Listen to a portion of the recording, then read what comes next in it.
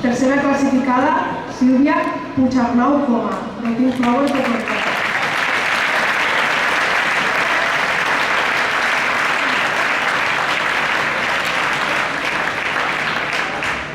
Segona classificada, Elena Drago Rosa, de Desacaris.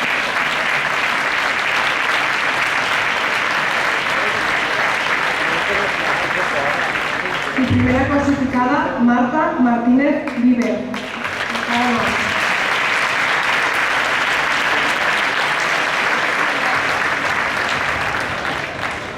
Bueno, en lloc de Sílvia, una companya,